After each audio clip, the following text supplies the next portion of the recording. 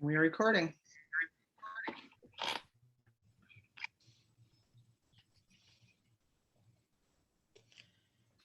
Jeff, you're on mute. Thanks, Sue. So I would like to call the Narragansett Regional School District Regional Agreement Amendment Committee to order. It is 5:04 on 12/13. So Sue, thank you for sending out the meeting minutes. I hope everybody had a chance to review them. The first order of business is I would like to approve the meeting minutes of November 9th, 2021. I would accept a motion. So moved. Thank you, Gerhard. Second. Oh, thank you. Okay, so I will start, and I'm actually not going to go off the list because I have an old list, so I'm going to go off the screen, so hopefully I don't mess this up. So I'll start with you, Gerhard. Aye. Tom, Aye. Christine Bennett, Aye. Tim Toth, Yes. Linda Ellis, Yes. Cindy Kennedy. Non-voting. Oh, let's see, that's why. Okay, Hank, Aye. Katrina, Yes. and Sheila. Yes. And Mr. Mark says aye. Okay, so that is the first one. I think we know everybody here. I know it's on the agenda. I don't think we need to do the introduction, Sue. Unless we. I Yeah, think we everybody knows we about thought we that. might have a new member, Yeah. but we haven't received information on that yet. So next meeting. Okay, all right, so the next one, number 4. As everybody knows, at the last meeting, we were talking about the 1977 or the 2004 agreement, the original agreement. And I think everybody knows at the end of the day, it's nice to know which one we're working on, but it really, I don't know that it makes a difference. As we're going forward, but Susan sent everything out. Susan sent the comparable ones out, and I hope everybody had a chance to review them. I guess moving forward, it's really just we're working on a 2021 one, so I'm not sure that it makes a huge difference. But anyways, I think the 2004, the full RAAC members agreed in the beginning of the process to use the 2004 agreement. Given that there was some discussion on this at the last meeting, I would accept the motion, if somebody would like to make a motion to continue using the 2004 version of the regional agreement, the one that was voted on by both towns in 2004. And we can continue working with the task at hand, which is to vote on accepting the work that has already been accomplished and completed on. So moved. Second. Thank you, Hank. Can I get a second? Second. Okay. Oh, okay. And so that motion is there. I'm sorry, who was that second? Tim was that? Thank Tim? you, Tim. Tim, Got thank it. Thank you. Sorry. Thank you, Tim. So on Tim that, Toth. Hold on. am I holding? Did somebody say hold on? No, go ahead. Sorry. Oh, okay, all right, sorry. So is there any discussion on this before we move to a vote?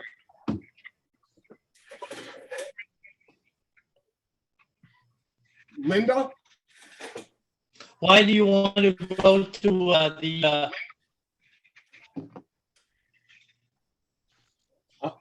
I'm sorry, was that Gerhard? Did I hear Gerhard? What? Lost him. All right. yeah, why is it that you want to stick with the 2004? Look at, well, if you look at the 1977 one, most of that stuff that they took out would have to come out either way. Yeah. And I don't know, we've done so much work on this one. And again, And a lot, and a lot of the stuff that's in the 2004 has to be in there by law anyway, so.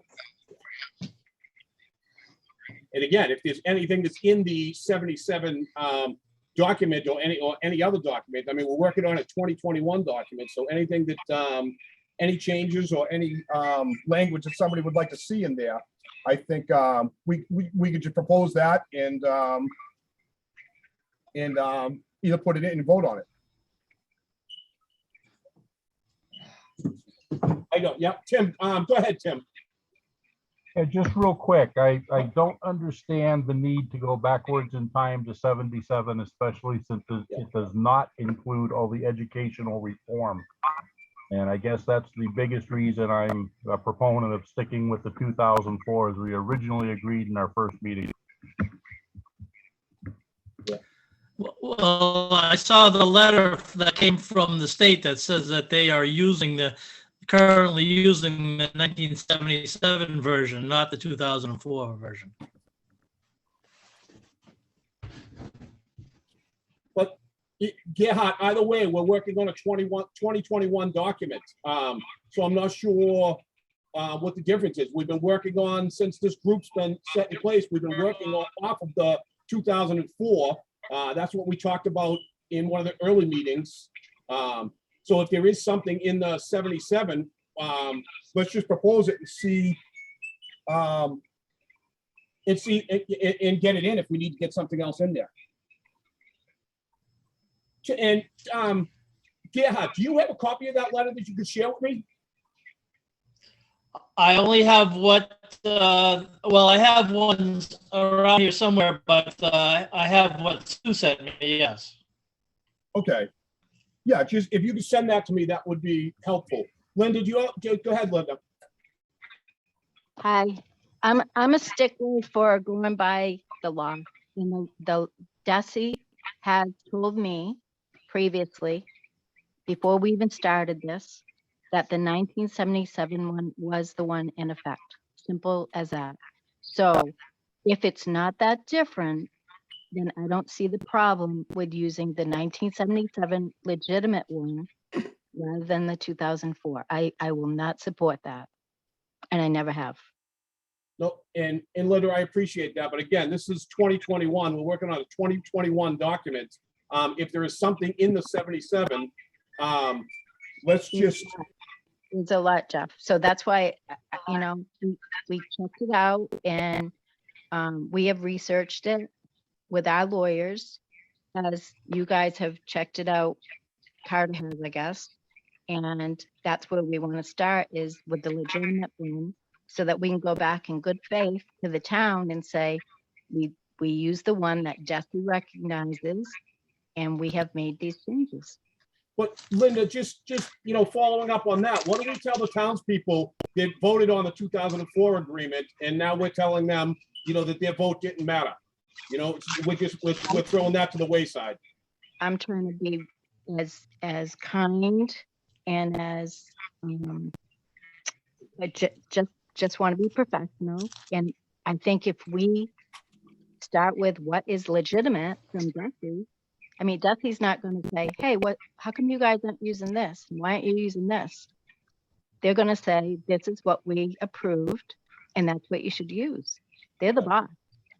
Okay. Jesse doesn't care what we use. We could start from scratch. It really doesn't make any difference. Exactly. Jesse cares a lot. No, Jesse doesn't care where our new one's going to be.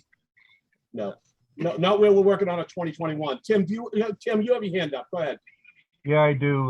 To Linda's point, and I'm sorry, I disagree. The 77 did not include the reform data. And I'm still sticking on, why are we insistent on going backwards when we started this on the 2004, well over a year ago? This is not making sense to me. It's not passing a no nonsense test. This is what both towns agreed to. Whether Desi signed it or not is irrelevant. That is not our issue to debate and resolve tonight. We need to move forward. We need to get this thing buttoned up and put to bed. Thank you, Tim. Linda, go ahead.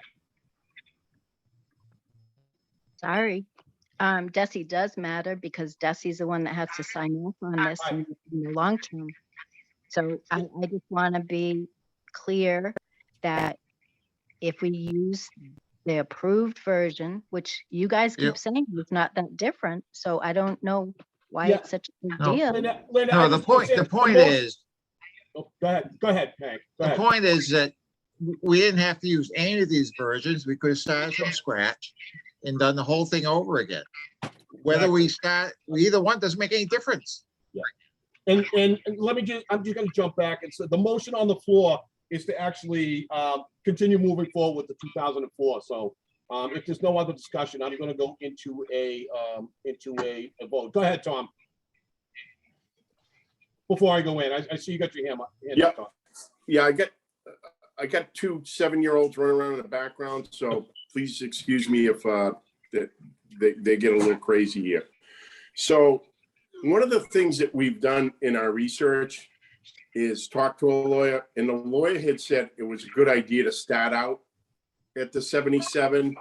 I want to remind you, Jeff, that we saw you at a, I'm sorry, I'm trying to turn this off so I don't get people texting me. You were actually at a board meeting, and one of the things that came up, Jeff, is you said this document was actually approved in 2004. We've come to find out that that document wasn't approved. And our lawyers have essentially said to us, we think that you guys should be really starting from that 77 document. So that's kind of why we've been, pushing this, this agenda. And that's our KP Law. It's a very respected law firm. They do things throughout the state. They represent numerous towns and districts. So we're not trying to be difficult here. We're just trying to hey, and there are some things, like you said, that are not up to date, and we know that. And they're gonna be by state law. Sometimes too, let's remember this, guys. Sometimes you gotta take a step back to take a step forward. We're not trying to be difficult. We're just trying to kind of say, okay, this is what we've been advised, and we want to kind of take a look at that. No, and Tom, I do appreciate that, but I'm just, again,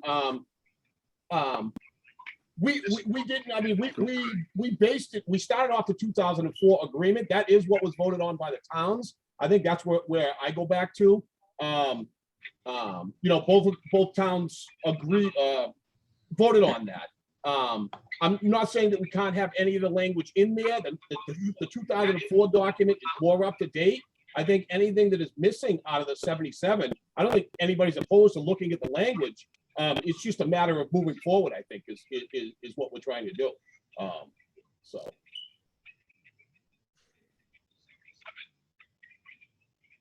Okay. So I am going to move with the motion that is on the floor, okay? So I will start with Gerhard.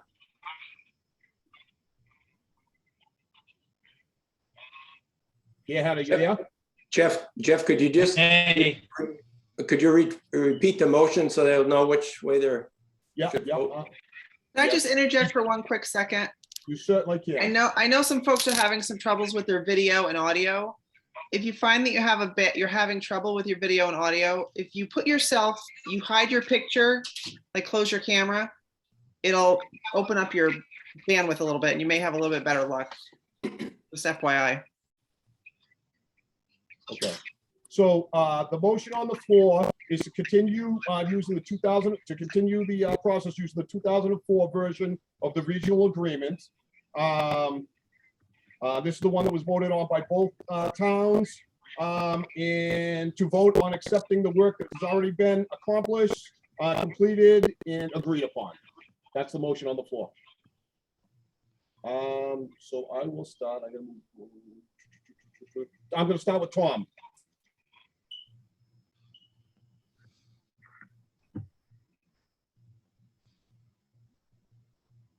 That'd be a no by Tom.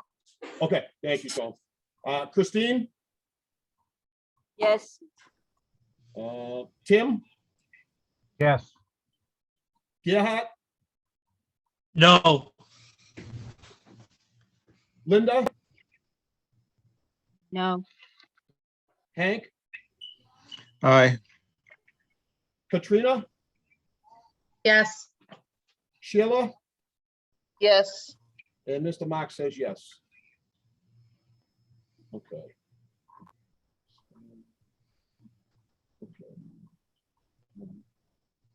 That is 6 yes, 3 no's. Thank you, Susan. Okay, so with that, I believe we are gonna move on to section 6 and 7. Is that correct? And is it, I'm not sure if it's Mac or Jay, but I will hand it over to you gentlemen. Jeff and committee, if it's okay with you, Jay and I made a little summary of what we believe has been agreed upon, just the issues. And I would like to go through that with you and see if we're still good with the direction that you've given us so far. So if I can I share my screen, Susan? You should be able to share it, yes. I have to find where I can do that. Oh, here we are. Share the screen.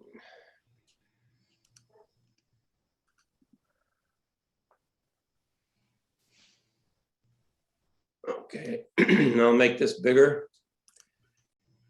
so you can see it. So I've divided into three pieces. The first piece, which I believe have been voted and agreed upon. The second section where we have discussed but not voted on it. And the third section of pieces that we have not gotten to or discussed even yet. So at the beginning in section 1, about the Regional District School Committee, the default election process, as you know, the law primarily tells regional school districts that they should have school committee elections if they're across towns elections. They should have those only every other year during the state election. But your towns have a special dispensation from the legislature many years ago to allow you to have them every year on the same date as your town elections.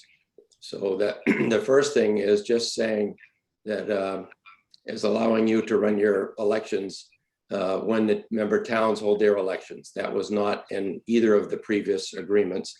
And that's exactly what you're doing now. This is just to bring the language up to date of what you're doing and what you want to do. The number 3, section 1B3 talks about filling a vacancy on the school committee. And it's just clarifying that the members of the select board from the town where there's a vacancy and the remaining members of the school committee of that town would get together, have a joint meeting and appoint someone to fill that vacancy for the rest of the term. And then obviously at the next election, that seat would be up for voting by the members.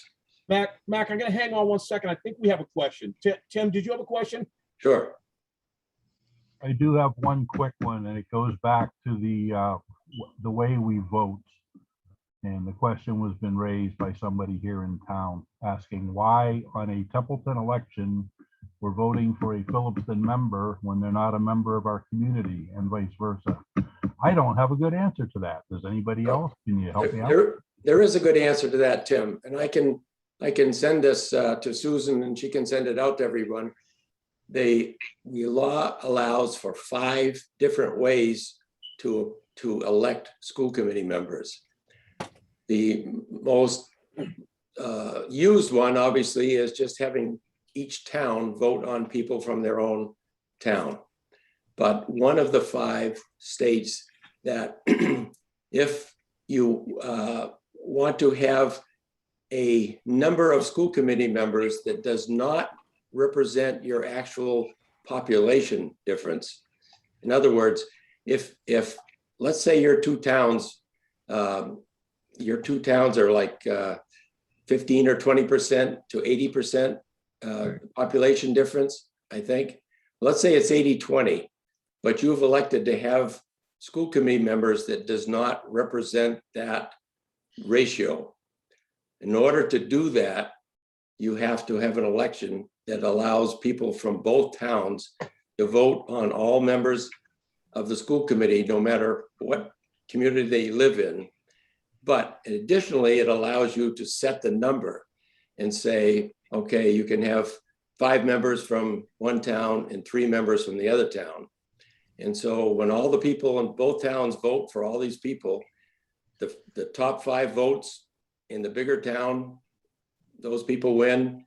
The top 3 voters of school committee members who live in the smaller town, they get elected, no matter how many people are running. So again, we can send you the list that there are 5 different ways, and that is one of the legal ways, and the only way that you can, or one of the 2 only ways that you can have a disproportionate number of school committee members to your actual population. Have I confused you, Tim? No, thank you for that. The confusion came in order to be on the town ballot, you have to be a registered voter in the town. That's what drove the question as it was posed to me. Yeah, that's a good question. Yeah, it is. It is. Yep. That's why I But said I that- don't have the answer, but out of these collective minds, I figured we might.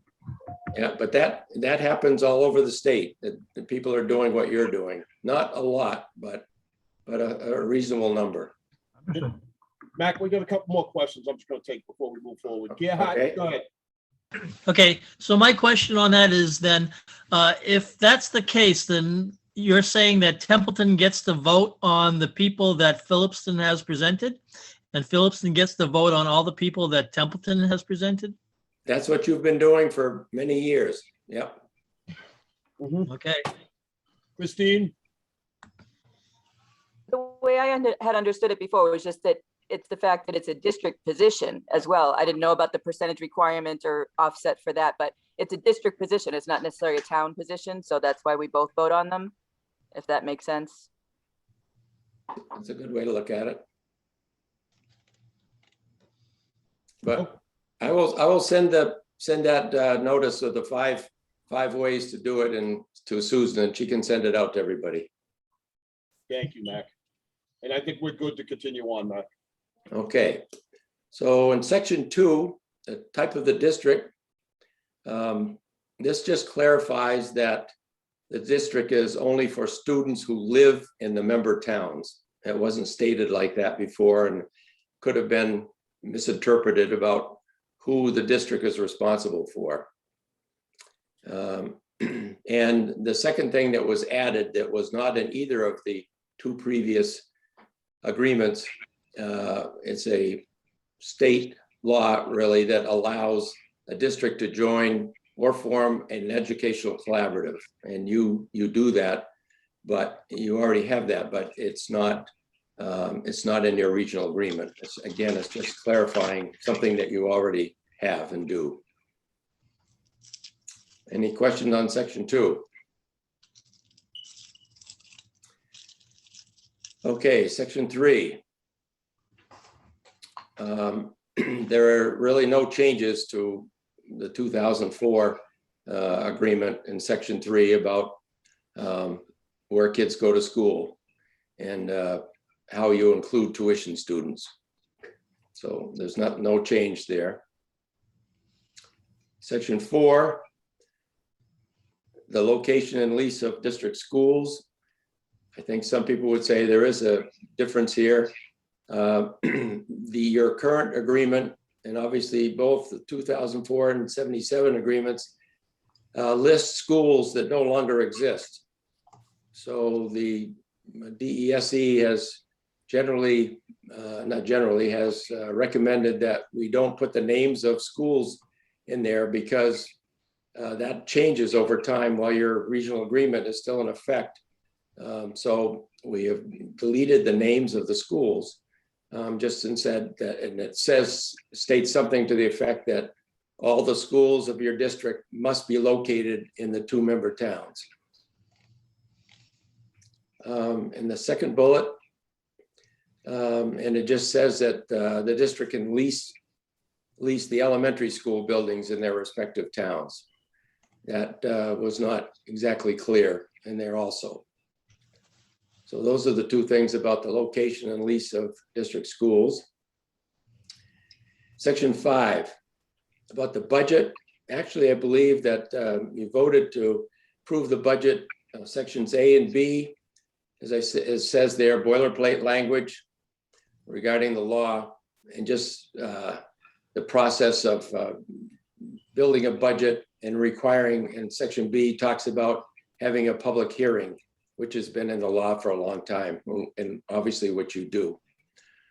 Section C is new language, but again, we discussed this quite a long time. It's just the language that says what would happen if the school committee wants to increase the budget when the budget has already been approved by the member towns. So it's just the legal wording saying how that would happen. And again, obviously that doesn't happen very often. And the examples I know that we've used in the past, let's say you've passed the budget and on June 30th, the boiler blows up in one of your schools and you need to come up with the money to replace that boiler, and it's not in your budget. It may be that you take it out of your E&D account or some other account that's not directly in your budget, and that would increase the budget. And obviously that has to go back to the towns. And in most cases, if it were an example like that, a $50,000 boiler, for example, and most cases the select board would say, we're not going to bring that back to the town because obviously that's a necessary thing to do. And we know that you have the money that you can take from E&D to accomplish that. So anyway, it's just the language that states how that works. In another example, obviously, if the school committee at the end of June decides that they want to come up, they need another $200,000 for, they want 4 more teachers, then obviously that has to go back to the towns and the people would have to vote on it in both towns. So it's clear that the people can have a vote on any time that the budget would have to go up. Mac, we have another question. Sure. Yeah, go ahead. Yeah, so my understanding is that the towns have a $5,000 or even a $15,000 limit on if there's a boiler blows up and it's a $50,000 expense. That's on the whichever town that the boiler is in, they have to repair that themselves. That's not a school thing. So that didn't make any sense to me. Can you please explain that? Yeah, that would be true for an elementary school. Obviously, if a boiler blows up at the high school, that's a district building and both towns would be responsible for that. Right, and therefore that wouldn't come into play in this situation. It would not.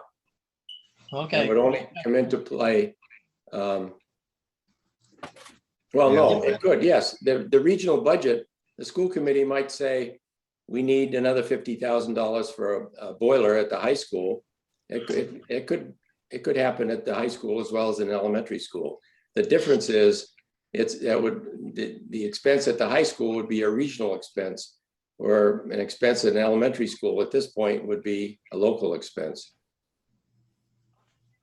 But Okay. again, probably the school committee would find money out of E&D or something to replace something of that magnitude. And so again, it would go back to the select boards, and the select boards would have the right to hold a town meeting and ask people if that's okay that they spend the $50,000, even though it's money that they already have in their coffers. But again, if it were $200,000 and it's not an E&D, and they want to raise the assessment in order to pay for something, then the people would have to vote on it. Okay. All right.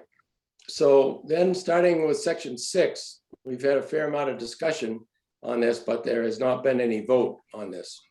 And this again is an apportionment of costs, some of which I don't think there's disagreement about, and you'll see my notes about this.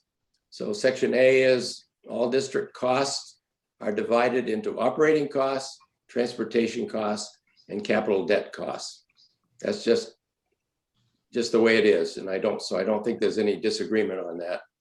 Some schools separate capital and debt costs, but for the most part, regional school districts see all costs divided into those three pockets. B, C, and D are just definitions of the operating, transportation, and capital debt costs. And I don't think there's any disagreement or controversy about that.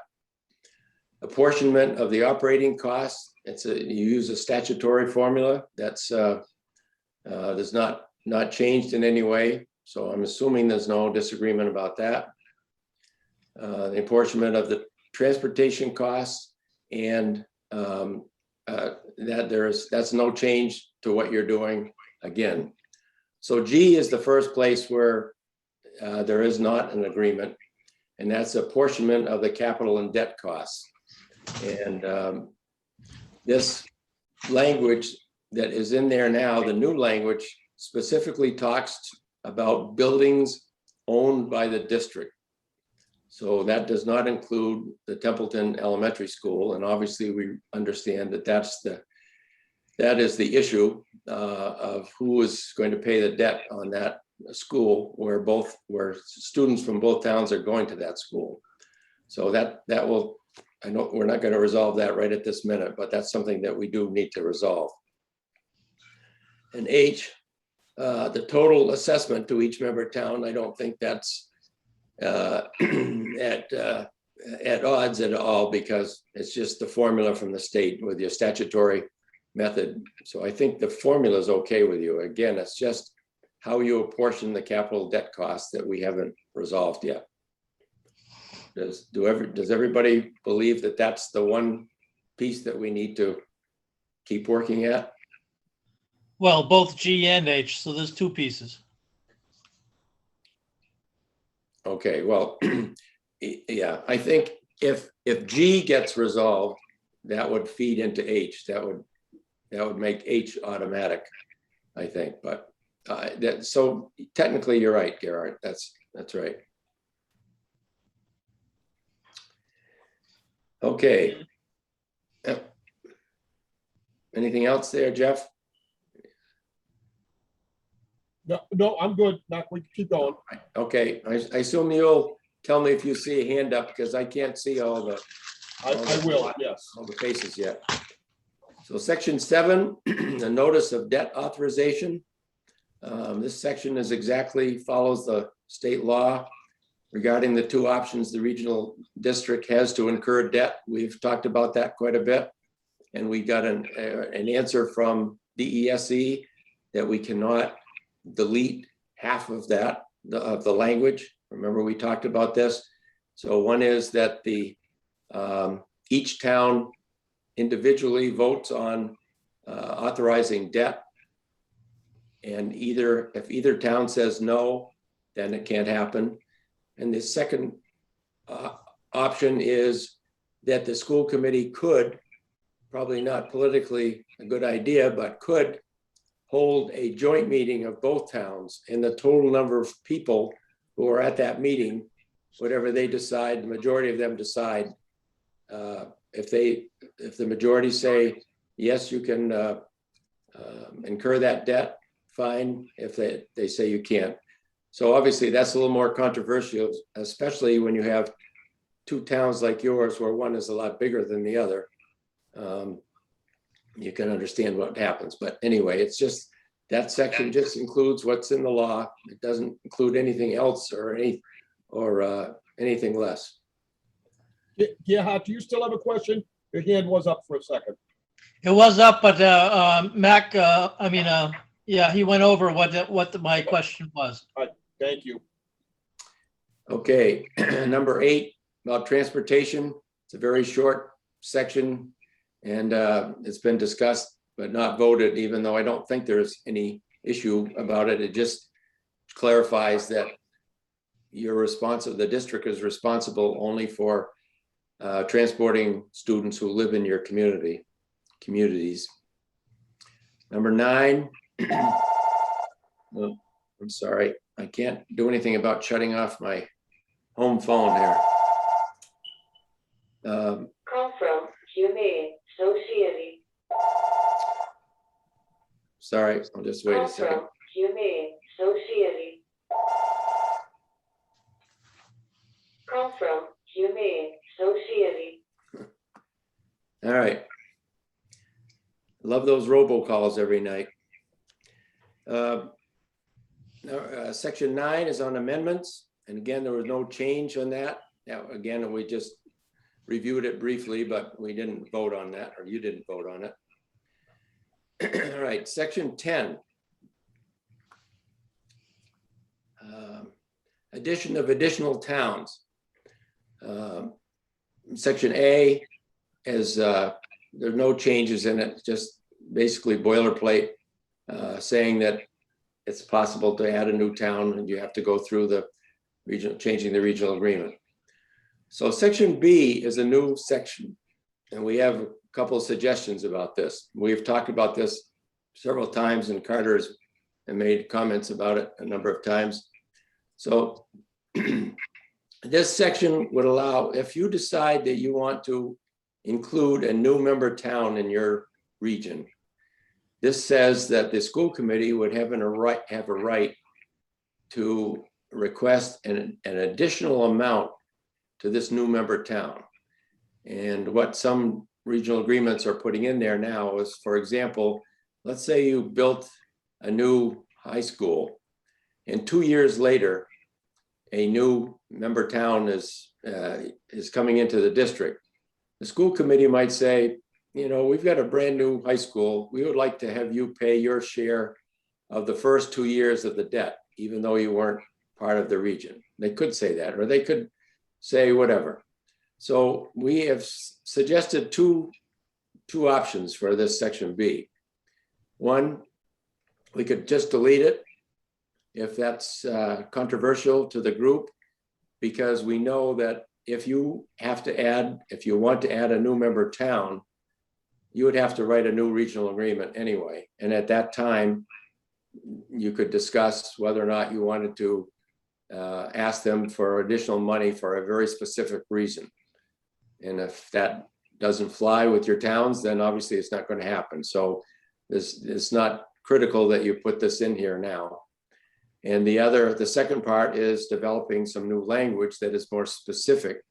And I think Carter has alluded to this in the past, to be more specific about what the school committee could request additional money for. So I don't know, could we stop there and get your sense of that? Yeah, and Carter has a comment, I believe. Carter, go ahead. Yes, thank you. We believe that the proposed concept is a worthwhile one. Our concern, which Mac has captured correctly, is that it was simply too open-ended. We are prepared to submit formal language for consideration through Mac and his coworker. They could take a look at that, massage it, we could chat about it, then we could submit it formally. We have one or two other items, but we simply were reluctant to add anything more to the agenda until it was resolved which document we were working with. So I would personally prefer to see that we have an opportunity to submit that language to flesh this out, as opposed to simply dropping the concept. So I guess we'd ask Jeff if the committee as a whole is okay about putting this on hold, that issue on hold until the next meeting, until we can have reviewed what Templeton is presenting.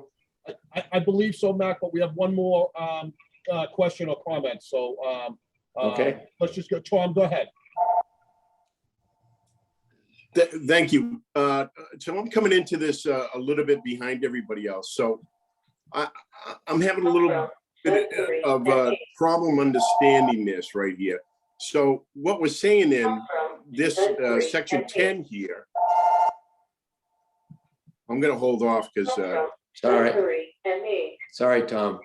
That's okay. That's okay. Okay. Things like that happen. I got it going on over here. Kids are running around like All crazy. right, I guess we're good now. Okay, so I'm kind of confused here. So I understand what Carter said, but at the same time, it almost doesn't make any sense to put this language in here if we got to negotiate a new contract.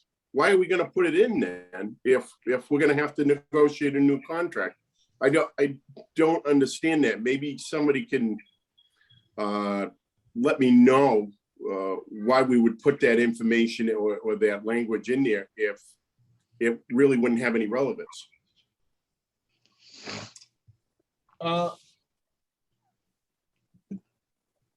Mac, can you answer that? I've got a couple of questions, but before we do that, can we get an answer to that? Yeah, okay, I mean, I think Tom has a good point.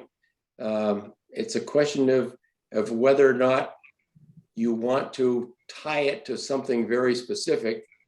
And again, I would believe, even if you put something very specific in here, it says the only condition in which the school committee could ask for additional money from a new member town is X.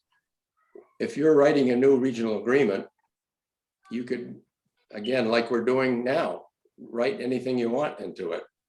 So it might give people suggestions of that's a possibility to do. But again, it doesn't tie your hands if you're redoing the regional agreement. So I don't think it's absolutely necessary. Mac, if I can offer a brief comment, that I think Tom raises a good question, because it can all be settled after after the fact when you're negotiating with a new member town. But one of the things it does do is it puts people on notice at the outset that the original district, that Narragansett, is interested in securing additional revenue for a specific purpose. So it gets the issue out front rather than it coming up in negotiations when you're in the middle of the process. Right. Good point. Thank you. Christine?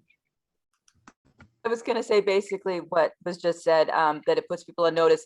And also there was some discussion at one point about if we really wanted to entice another town to come with us, then we'd give them more favorable terms. If somebody else approached us and we didn't really want them, then we could, make it onerous on them. And there was discussion back and forth which way we wanted to go with that, but that was why. But then if a new town does join, then we have to redo everything else about how many members constitute the committee and all those other things that would need to be done. But it was the notice, and if we're going to be fair to everybody in the inducements or not, that was the discussion. Right. Thank you, Christine. Tom? Yeah, that makes sense to me, and I understand what you're saying there. And I think putting people on notice, or at least kind of giving them a possible roadmap to where we want to go, or you're saying Narragansett, so I'm saying the district. So now I understand. I appreciate that, folks. And Tim? Oh, Tim, you're muted. Sorry about that. That's My okay. comment would be to keep our language as we originally have it presented here. My only concern, if we change it, looking at how long this process has taken, when would an additional member town actually become a part of the district? So it's just a thought.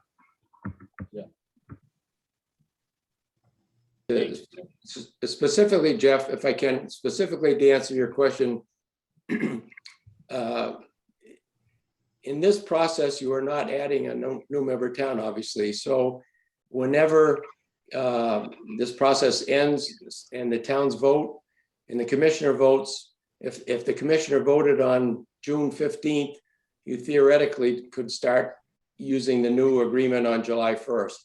If you're adding a new member town, the law requires that all of those conditions are met, including the commissioner's signature by December 31st of a year before a new region could, or the new agreement could take place on a July 1st. So that's the only difference. If you're adding a member town, there's a 6-month waiting period that you have to have. I think, Mac, just to go back, I think what Tim was saying, though, this process is taking, some time to go through it. And if it's a 6-month process for the commission to sign off on it, it would really take some time if we were adding a new member town into the district. It would really take quite a bit of time for this for the process to go through. That's true. It would take at least 2 years, maybe 3. Yeah. So, Greg, thank you for that. so, Gerhard, go ahead. So I have a question then. Why don't we work this agreement so that it would be easier for a new town to come in by just rearranging some of the previous sections to say in a way that, yes, they can come in, but so that we don't have to change the regional agreement every time or in case something like this happens? The answer is, Gerhard, that's of the law. If you're bringing in a new member town, you have to redo the regional agreement. That doesn't mean you have to do all the sections of it. You only have to do the sections that would affect probably budget kind of things. But the law requires you to have a new regional agreement. Okay. All right. I didn't know that. So Mac, if I can throw in another question here. Is the committee willing to review the language that Carter is talking about here at a subsequent meeting? I think that was the question he was asking.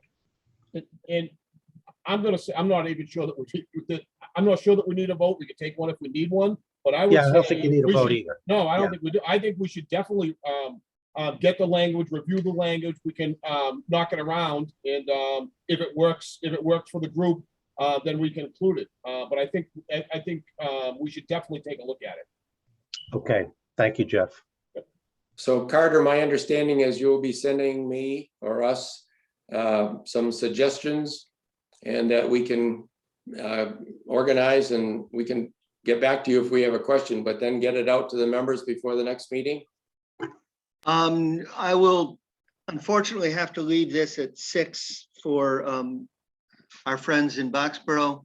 But I'll circle back to Tim and you tomorrow and do our best to have language to you within 2 weeks, which would allow some time for you and Jay to look at it and still get it out a few days before the meeting. I don't know what your next schedule will be, but we will certainly endeavor to have those suggestions for you within 2 weeks, Mac. Okay. All right, so we'll tackle that next time. Now, these last sections, we haven't really discussed or voted on. And it would be great if we could tackle some of these tonight. We can go back and look at the regional agreement and directly, not just the summary. So the withdrawal of a member town, it's again, the language that is here is the intent is to clarify the existing language. It doesn't change anything too much. A says that there was a discussion about the possibility of a member town withdrawing only its elementary level out of the region. So again, we're offering 2 options. We can develop specific new language that would talk about how that could happen, or kind of like what we were just discussing before, in order for a member town to remove its elementary grades, you would have to have another one of these committees and come up with a new regional agreement, and you could develop the language that was appropriate at that time. So I guess this committee needs to decide whether or not you want to try to develop some specific language about pulling their elementary schools out, or wait to see if that should ever happen. You're going to have to do a new regional agreement anyway. So be interested in your feedback about that.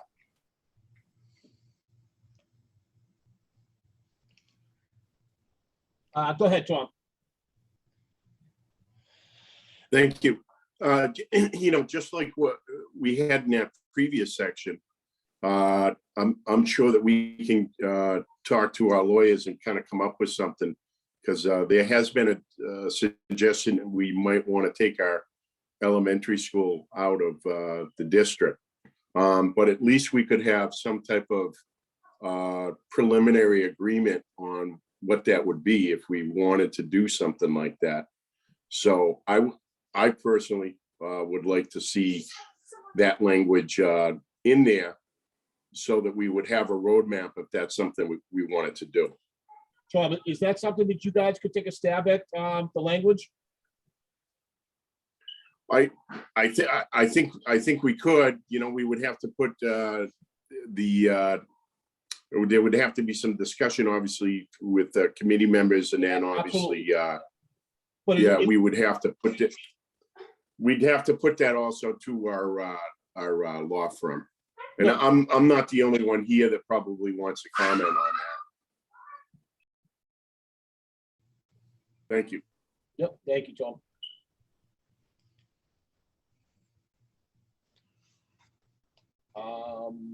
I don't see any other discussion on that. So, I mean, I think we should, again, similar to the previous section, why don't we get some language and why don't we take a look at it and see what it looks like, and if it's something that we can incorporate into this. Okay, we'll work on that. Thank you, Gerhard. Okay. In section B, the obligation of the member towns, when Susan sends you a new version of the amended regional agreement, and what you'll see on my screen a little bit later, you'll see that we have revised that section because there was some redundancy in there that we've discovered. And so it's been rewritten a little bit to say the same thing. It just really clarifies the three different responsibilities that a member town has if they were to remove either just the elementary or to remove from the region altogether. So we can look at that when we see it up on the screen. Let's see, and section C through G is just clarifying the withdrawal process that you have already. Section 12 is about conflicts, no change there. Section 13, we have a question for you to think about. And again, you don't have to decide right at this moment, but when we go through it, we'd like to have some clarity. Your current regional agreement, and this is something that was added in 2004, that it requires the school committee to look at the regional agreement every 5 years and decide either coming up with an ad hoc committee or doing it themselves and decide if they think there is anything that needs to be changed. One suggestion that we have, which is what we have found in other communities that we've been doing, is would you, as the RAAC members, prefer that the committee have the option to review every 5 years, but have an obligation to do it only every 10 years? Every 5 years is quite, as you're finding from this process, if you had to go through this every 5 years, it would take a toll on everyone. So one of the suggestions we have is maybe saying that the school committee could do it every 5 years, but they have to do it every 10 years. I don't know if anybody have any thoughts about that?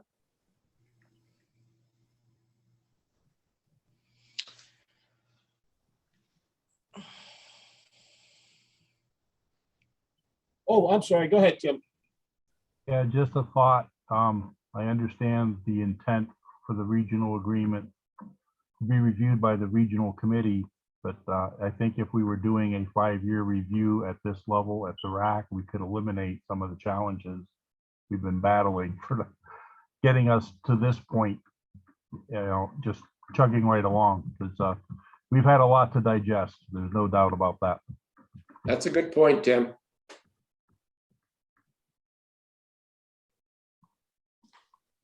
All right, well, when we get to it, when we're going through the agreement, we'll take that into consideration.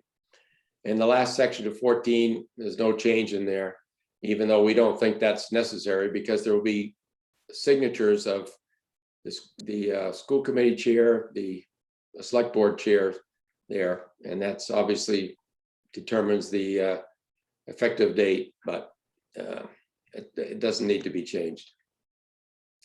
So that was helpful to go through there. Now, if you still have some energy, I would bring up the actual regional agreement as we've been doing on other dates. And Mac, if I can chime in here, sure. might the idea be to start with a couple of these sections about which we think there's very little disagreement, like section 7 and section 8? Yeah, if that's okay, yeah, that would be a good idea to Get hopefully some, start with the easier sections, and Yeah. And then we'll go back to the let's see. Let's see. Okay, I will make. Oh, I need to stop sharing that screen and sharing a new screen.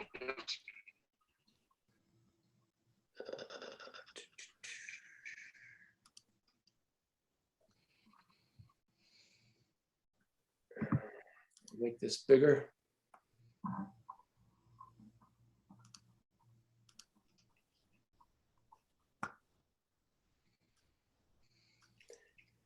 Okay, let's start with 7 and see what we can do here.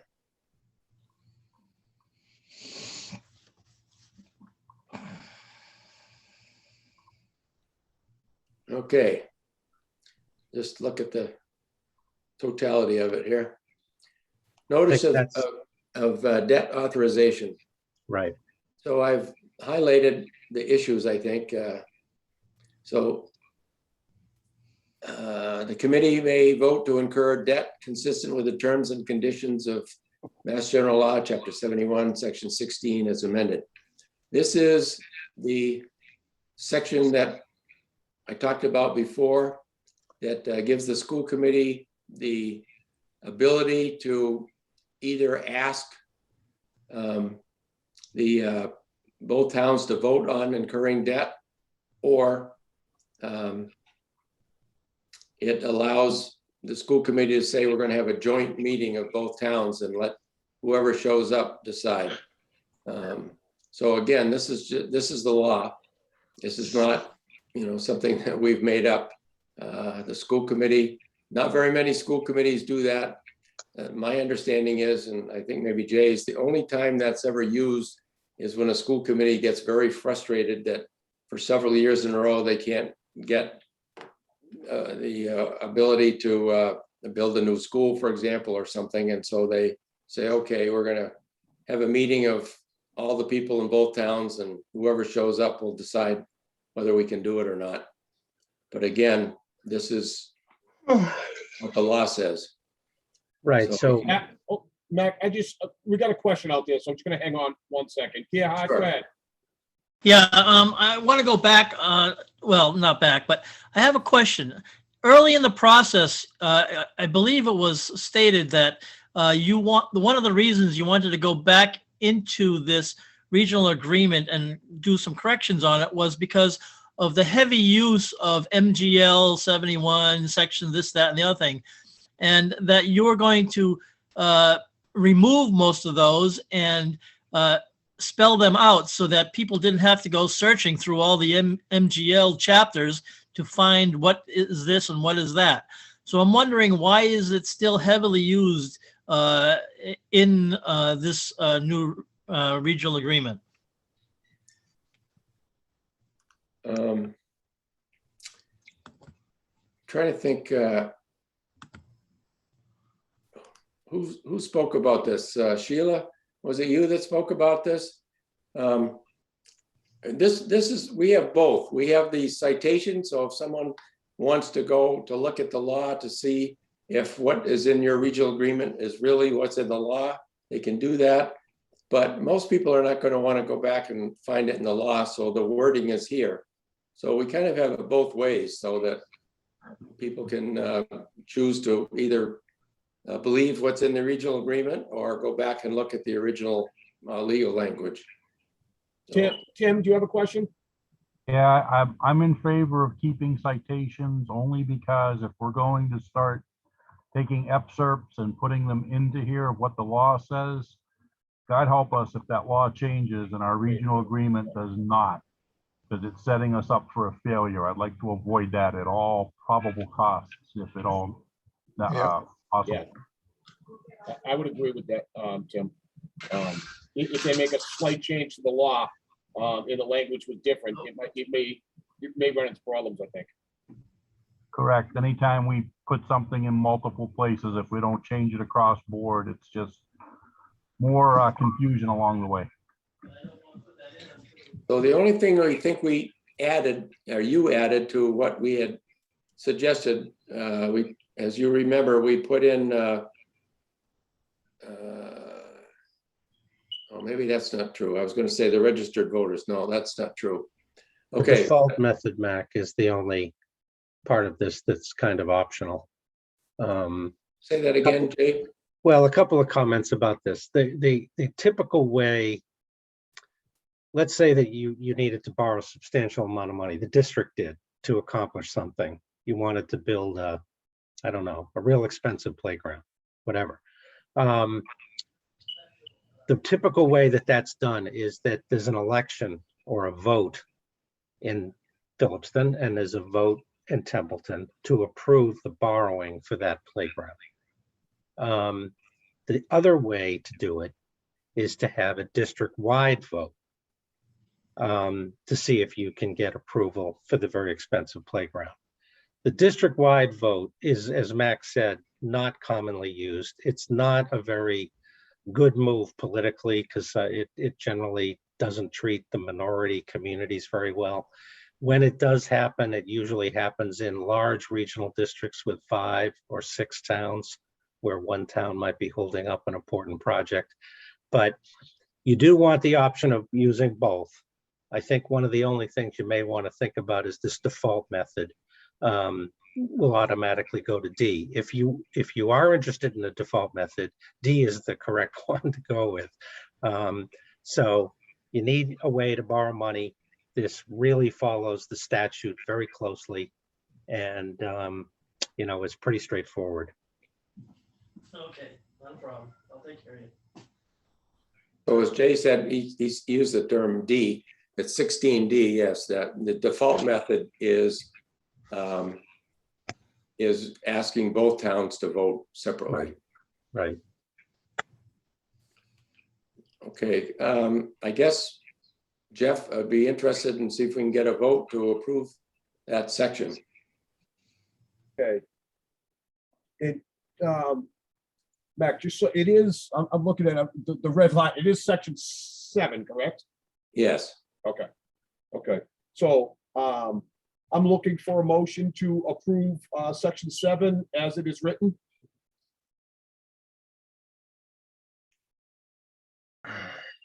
So moved. Was that, thank you, Christine. Do I have a second? Yep, thank you. Okay. So I'm gonna start with Sheila. Yes. Katrina, Yes. Tim, Yes. Christine, Yes. Tom,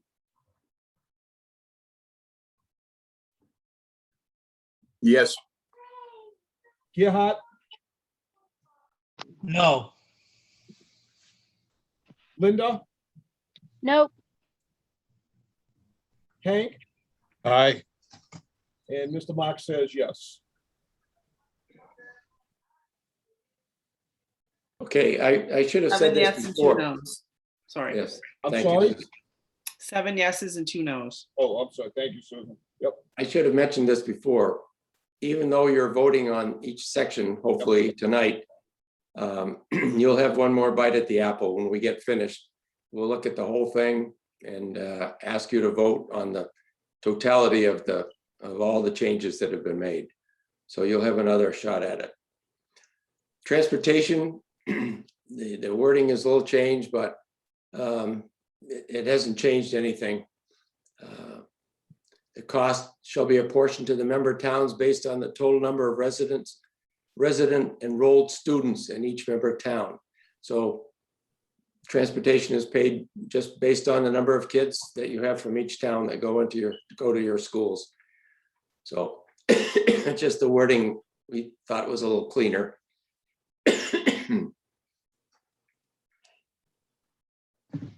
So I guess we'd entertain a vote if there's no more discussion. No, we have some discussion. Linda, go ahead. As of what date?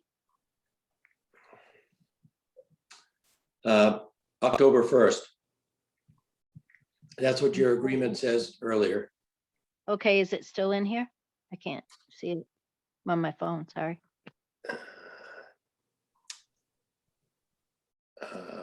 We could add that. Jade, does that? I think that's still in there, isn't it? Yes, it is. That's what I'm checking on right now. Yeah, I We could didn't say see in it. that last sentence, based on the total number of resident enrolled students on October 1st. Would you like me to add that? Yes, please. And Tim, you have a question?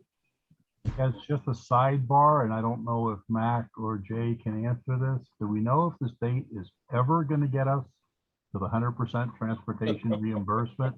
I know it's a target every year, and I know we miss it. Stop it, Tim. Yeah. I think In we all my- want to know that, Tim.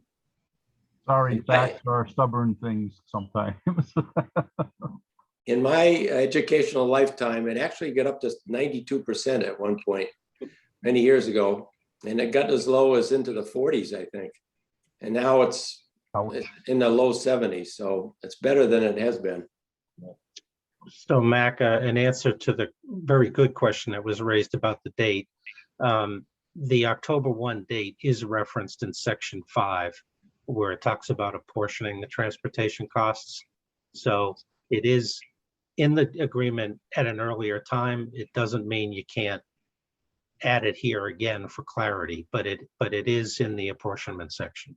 And Jay, could you read what it says, October 1st? And does it say something about of the year preceding the assessment or something? The remaining amount shall be allocated to, this is an assessment of transportation costs. Okay. Transportation shall be calculated by reducing the district's cost by the amount of Chapter 71 reimbursement. The remaining amount is allocated to the member towns based on each member town's proportionate share of resident students enrolled in the district schools as of October 1 of the immediately preceding year for which the apportionment is determined, and that's the correct way of phrasing it. So it's October 1 of the previous year for which you're developing the budget. Christine, go ahead, Christine. I think it's a little redundant to put it here, and I think Yeah. it could be confusing because this is about the obligation to provide transportation. So Right. if you put the date in this paragraph and somebody moves into town on November 15th, are we not obligated to transport them? I think that could be confusing. And I did also just have a quick question, I think for Anne Marie's the best one for busing, where it says regular school transportation. Does that include the vans that have to go down some of these dirt roads we have? The regular ed vans, yes, that is part of regular transportation. The ones that are van pool, that transport the kids that have transportation in their IEP, that is not. That's different. Okay, but the regular vans just for kids who live on inaccessible roads are okay? Yeah, we only have one. Okay. All right, thank you. You have a good point, although it does say, again, that it'll be apportioned to the member towns based on this October 1st. But so what's the pleasure of the group? Do we want to add again the same language as earlier, or is it clear enough in the previous section? My How thought about would if we be- just say apportioned as per that other paragraph, instead of repeating it all there? Yeah, That's at a the good end, idea. you'll see it says section 6. It does reference that. Yeah. year for which the budget in each year town is defined in the assessment section, section 6. It does say it there. I think that's good enough then, for me. Go first. Yeah, Mac, the earlier comment I thought was a good one about the fact that this section is not about apportionment. It's about stating the district's responsibility to provide the transportation. And so, you know, to have it referenced by section 6, I think is a nice idea, and not get too confusing about dates. I do think that's probably a better idea. The other thing is that the importance of this section is it enables the reimbursement calculation to happen. So. Thank you, Jay. Sheila, do you have a question or a comment? I agree that it doesn't need to be repeated here, but the only question I had was when Jay was reading it, I thought he mentioned it as being section 5, and here it references section 6 as the assessment section. Yeah, I may have had the section wrong. I'm sorry. But that's fine. I just wanted to clarify. I believe section 6 is the assessment section. We can go back and look. 6 is apportionment of costs, right? Yeah. So, and that's where you see in the middle of your screen, C, transportation costs will include all costs. And then apportionment. Capital debt, whoops, wait a minute. Operating costs, transportation. Where did you read that from, Jay? It's in section 6, apportionment of cost, section, hang on just one second, section F. Right, assessment of transportation costs, yes, so it is section 6. Yep. Yeah, good. But that was a good catch anyway there. Oops. Getting carried away. All right, so can we get a vote on section 7 Yeah, here? we did, yeah, because we already had a motion on this, correct? Oh, that's right. I actually voted on 7. All right. You did, that's the one you just voted on. We voted on the debt. Yeah, we had a motion. I don't think we voted on this one yet. Yes, we did. That was the 7-2 vote. We voted on 7. Oh, We're okay, on yep, 8 it right was. now. Okay, you're right. It was 7. That is correct. Yep, okay. So it's transportation we need to vote on now that we've agreed on not putting that October 1st in there. Yep, okay, yep. And I don't remember if there was a motion, but I will also, I'll make a motion. oh, thank you. Who was that? Katrina. All right, thank you, Katrina. Do I have a second? Pretended it- Yeah.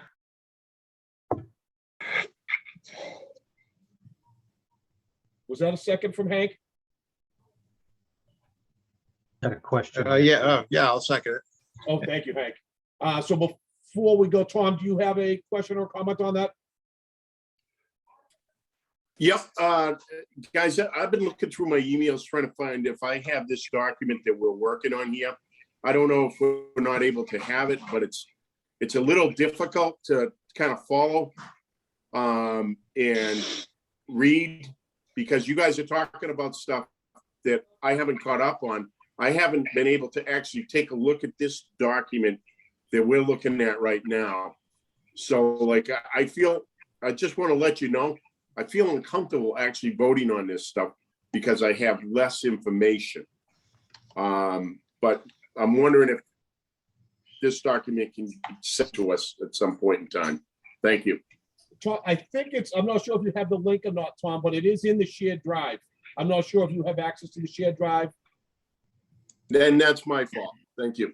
Okay, We'll be sending out a new version after tonight's meeting also. and I think, I believe the most up-to-date one is always in the shared drive as well. That's correct, Susan? The front page says the version we're looking at was dated November 9th, Tom, if you want to look at the dates that way. Yes, that's correct. Thank you. Okay, so Thank you. I'm gonna continue with the roll call. So I'll start with Sheila, Yes. thank you. Katrina, Yes. Tim, Yes. I didn't quite get that, Jim. Yes. Thank you, thank you. Christine, Yes, Tom, Yes, Gerhard, Yes. Linda, Nope. Hank, Aye. and Mr. Mark says yes. Okay, thank you. So moving on to section 9 on amendments.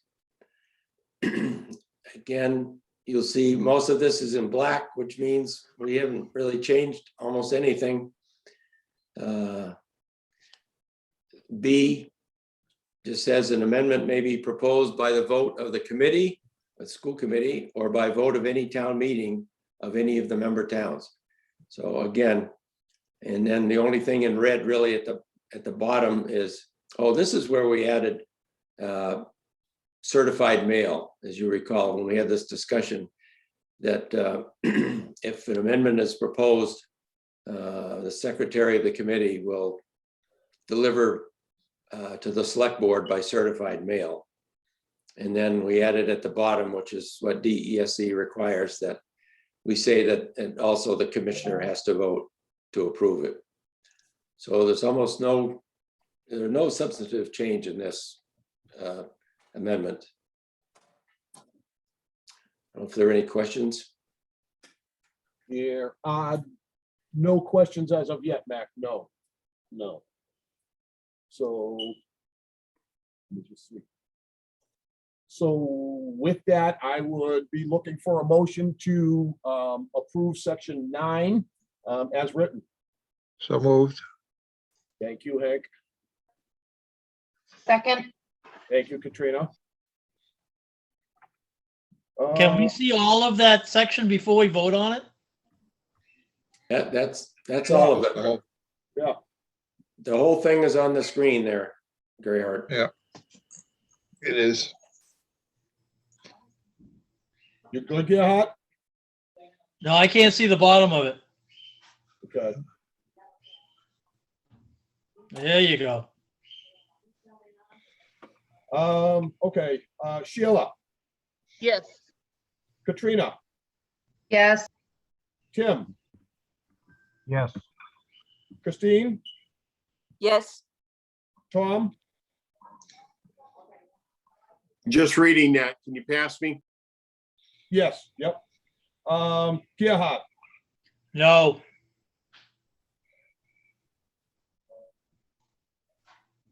Linda, Nope. Hank, Aye. Tom, can I go back to you? You need another second. No, I'm gonna vote no as well. Okay. And Mr. Mark says yes. Okay, that's 6 yes and 3 no's, just for the record. Thank you, Susan. Okay, so we're not going to ask you to vote on the adding additional towns. As we've talked about, Carter is going to submit some language. You see what's in yellow is what I talked about before, that we added, saying that the school committee would have a right to, doesn't have a right, but it has the ability to ask for additional funds for a new member town. So we'll wait to see what we get from Carter and Templeton, and then we can decide what to do with that the next time. But I think that's the only, nothing else has changed other than it's just adding that section. So if that's okay, we'll skip that till next time. And again, here's this is kind of a long section. I'll go back. It's almost 6:30. Right. It may be that we should, let's wait on this one too, because there's a That's a lot. new, yeah, there's a lot there, but, and section B is new. You have not seen that. It's basically the same, but it just made it, it was a little redundant before. So we'll skip that and I'll make a note to, we'll tackle that next time. And let's see if we can finish up these last couple there. So section 12, conflicts, that's hasn't changed.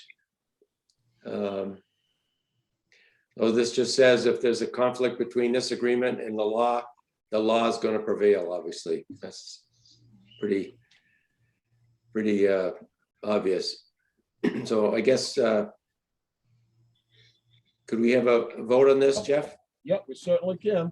So I would like to get a motion to approve section 12 as written. So So moved. moved. Thank you. I'll start with Sheila, Yes. Katrina, Yes. Tim, yes, Christine, Yes, Tom, Yes, Gerhard, Yes. Linda, Nope.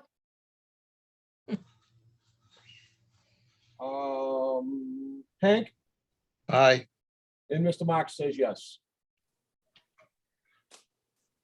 Okay, thank you. Then review, Tim had a good point about saying that maybe if it were done every 5 years, it wouldn't be such a big deal to do as it's happening now. So, so I guess the question is, do we leave what's in black is what you have in your agreement already? That would change, and it's requiring the school committee to look at it every 5 years. Is that the will of the committee? well, what is the consequence for not doing it? Because obviously we had it in 2004, we met in 2013 and didn't come up with a revised agreement, and now here we are in 2021. So there's no consequence to not doing it, apparently, right? Well, no, there isn't a Well- penalty. You're correct. Yeah. No. So it's a nice But- idea, but either way, I don't know. I think it's at least being reviewed every 5 years. That, I mean, at least being reviewed by the school committee. Doesn't mean the full process. Right, they could recommend to appoint an advisory committee. Yeah. Like they did this time. But if they review it and think there's no statutory change and they know there's no big issues going on in the district, they could just pass on the 5 years and pass Yeah. it off till next time, Correct, Go. yes. the way So- that's written. Okay. so I'm hearing that I'll delete this question that we have here. Yeah, to say that it has to be done every 10 years, but it could be done in 5. So it sounds like you want to leave it that the school committee has to at least think about it every 5 years. Yeah. Is that correct? Yep. That's what I'm hearing back, yes. As a school committee member, what do you think, Jeff? Is that too onerous or does it make sense? No, I actually think it makes sense. I think it makes sense. And I know that is what's happened before, is they've reviewed it, and if there wasn't a whole bunch or you know, they've passed on it. So I think that's fine, Christine. All right, I guess, can we have a vote on that, Jeff? Yes, so it'll be as written there without the purple. Okay. So again, I'm looking for a motion to approve section 13 review as written. so moved. I missed that. I'm not sure who that was. That Tim? Was that That was Tim? Tim, so moved. Thank you, Tim. Second? Second. All right, thank you. Sheila, Yes. thank you. Katrina, Yes. Tim, Yes, Christine, Yes, Tom, yes, Gerhard, Yes. Linda, No. Hank, Aye. and Mr. Mark says yes. Okay, great. One last section. Just the effective date of the jurisdiction, we put in the dates whenever this is concluded, and whenever the towns vote on it, those dates would be put in there. And even though we've made a comment, this is really not necessary, but it's not really a problem leaving it in here. But that's up to you.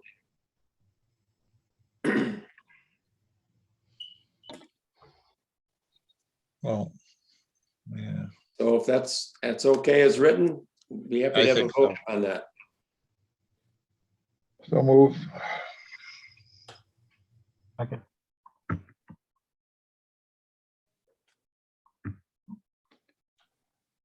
Well, Mac, let me just, so is it actually, would it take effect when it would be these dates here, or would it be when the commissioner signed it? I'm sorry, it's when it becomes effective. So not when it's signed, because you see below here, there's Yep, okay, signatures. Yes, so let's say the towns vote on it in May or April. It might say July 1st of 2022 or whatever. so it is effective on these dates here. Yes. Yep, okay. Was there a comment? I'm sorry. No, go ahead, Christine. Was there a comment before that it should normally be July 1st, like coinciding with the school's new budget year, or does that not matter? I have never seen one that wasn't effective on a July 1st. It So should certainly we makes just say sense, that? because you're not going to change your assessments in the middle of the year. Right. So would it make sense to just say that? We could say, put it in there in the month of July on, First day of Well- July in the year. I don't know if there could be some extenuating circumstance. I don't know. Let us do a little thinking about that. Yeah, Mac, my thought is that we push this one off. Yeah. Tim, do you have a question? Yeah, as it's written, it opens us up for the quagmire we're currently sitting in. Because we're stating that once the towns have approved it at the town meetings and have voted by the majority vote, the agreement shall thereupon supersede the district amendment executed as of, which is how we opened the meeting tonight, the 2004 versus the 77. But that's how I'm reading that. Maybe I'm misinterpreting, but barring whether the commissioner signed it or not, the 2004 is the standing. Yeah, I would think that the version the towns are going to vote on should have an effective date in it, and then that would be the effective date. So if we all just agree it should be July 1st, unless there's some other issue you discover, let us know. But I Right. think they should all match instead of coming up with something arbitrary here. Good point. Right. That's a good point. So we'll do a little investigation there. Well, we made a lot of progress tonight. This is great. Thank you very much. So we'll make these few changes, and we'll send out a new copy to Susan. I'll also send out the 5 ways that school committee members can be elected, so she can send that out to you. And do we have a date for the next meeting? I have to look at our agenda here. Well, we also have some questions or Yeah, we comments. do. Yeah, why don't you go ahead if you have a question? Yes, in the the new agreement that's been put out by Susan, it states in the very beginning that you want to add pre-K to the classes, but I haven't yet seen any numbers as to what that entails. And I would like to have that before we vote on anything to find out, because I understand pre-K is very expensive. And I'd like to know what that's going to do to our budgets before we have to vote on that. Well, Pre-K for is one paid thing, by the parents. Pre-K is self-supporting, sorry, Mac. Pre-K is self-supporting, meaning that by law, anybody with special needs, of course, is free. But Anne Marie, correct me if I'm wrong, but the fees that folks pay to do pre-K covers for the most part the bill at hand. But I'd leave that to Anne Marie for the definitive. It covers the paraprofessionals in the classroom. Thank you. Sorry, paraprofessionals is what I meant to say. So it doesn't cover the teachers, it doesn't cover the transportation, it doesn't cover a lot of the other stuff then. There is no transportation for preschool. The parents have to Well- drop them out off every time. So there must be some numbers still associated with that the towns are going to have to pick up. Feeding them, there's other things involved with that. I'm No, thinking they don't it's, participate in school lunch. My kids all went through the preschool program. We paid for it and we sent them their snacks. And as he said, it's not a full certified K through 12 teacher. It's a paraprofessional running the early childhood program. I think it's the only reason that we had to put it in because we didn't have it back in 2004. Yeah, that's it. It's on, I just added it because it was on the 2004 agreement and not on the 77 one. Ah, okay. I wonder if Anne Marie, you could clarify for people the difference between the children who have educational plans in the preschool and those who don't? The students, once they hit 3 years old, if they have an IEP, the law says that we have to provide them with preschool services. The other students that come are tuitioned in and the parents pay. Right, and the law requires basically that there be as many typical kids as special education kids in the preschool. So what the district is paying for is for students with educational plans. So there are some numbers involved with it regardless. So But I'd like to know what those costs are, please. But I would just add that you've been doing that for years and years. It's not a new thing. Well, it is because this year, Narragansett Regional School, somebody from there asked us if they could take some more of the small tables and things out of the Phillipston Elementary School just so they could set up the pre-K. So I would say that the pre-K hasn't been going for that long that they're now seeking these tables and chairs. Oh, we got more room now. So. If Anne Marie, correct me if I'm wrong, but I mean the numbers may change because of we're not sure how many people are coming in with IEPs. Is that correct? Correct. I mean, we wouldn't know how many students are coming in with IEPs until the IEP was presented. Correct. And those students come in all throughout the year. As soon Yeah. as they hit 3, they're eligible. And Anne Marie, how long have you had a preschool program in the district? Oh, my niece is 30-something years old and she went to it.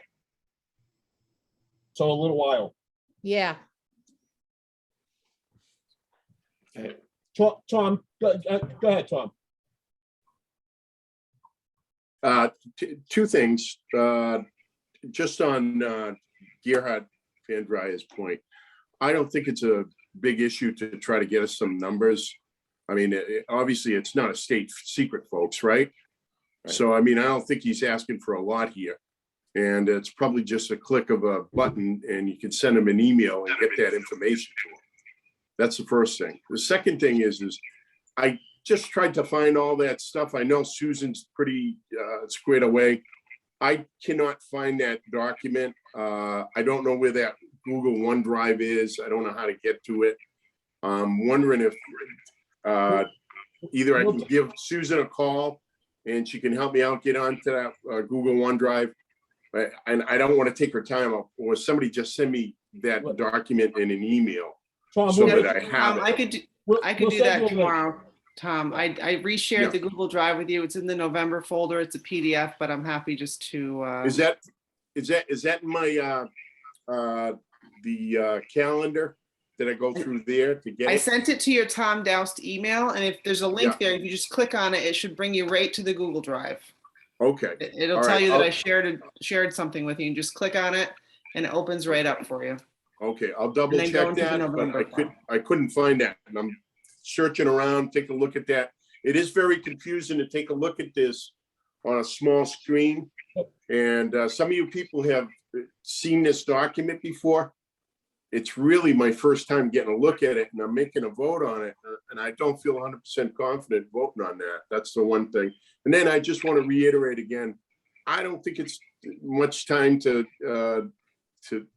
help Gerhard with his request. Thank you. Tom, if you have any questions after you look at things this month, just ask next time and we'll certainly review it. And Tom, if that link doesn't work from Anne Marie, just either give Anne Marie or myself a shout, and we'll walk you through it, okay? Tim, go ahead. I think you got your hand up. Yeah, just a general comment. I mean, I understand the question Gerhard raised, but we also know this number is going to flux and change every year. But Anne Marie said it best. They come in with the IEP. We don't have any choice. We're taking them. Yeah. And it just becomes an absorbed cost to the district, and we can't fight it. It's by law.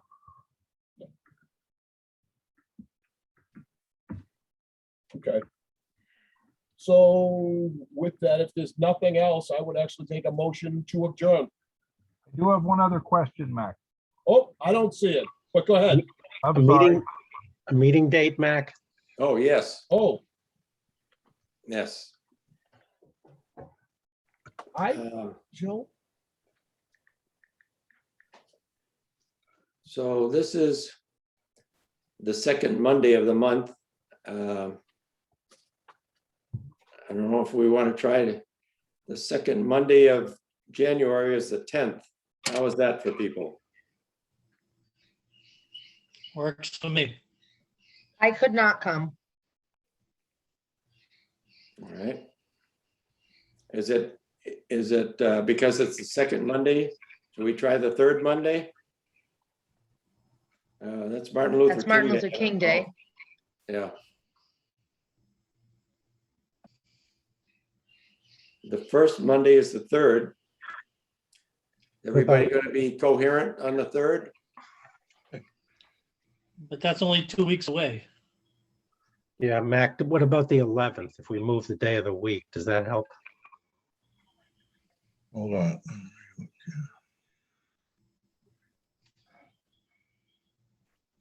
I have a finance committee meeting that night. Yeah, Yeah. Tuesday's a big meeting night. And Wednesday's a meeting night for us.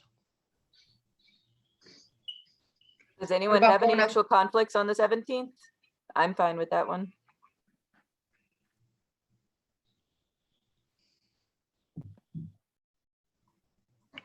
That's okay with us, I think. I'm good with the No, I'm good with the 17th as well. I'm good with the 17th. Yeah, that's fine. I can make it work. I can make it work. Oh, that's great. All right, the 17th it is. Thank you very much, everybody. This is great. Good job tonight. Good meeting. Thank you, everybody. Move to adjourn. Hang on, before we do that, I do have one question, Tim, or one comment. Tim, go ahead. Yeah, it's a general comment. I'm just throwing it out here to the group. I know we started off with 10 voting members, 5 from each community. We dropped it down to the 8, 4 from each community. And I'm not quite sure why we changed that midstream, but it's not settling well, especially in terms of at times trying to meet the quorum. Just throwing it out there for the group to think about.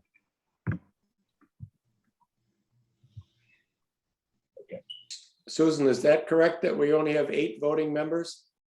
No, that's not correct. We have 9 voting members.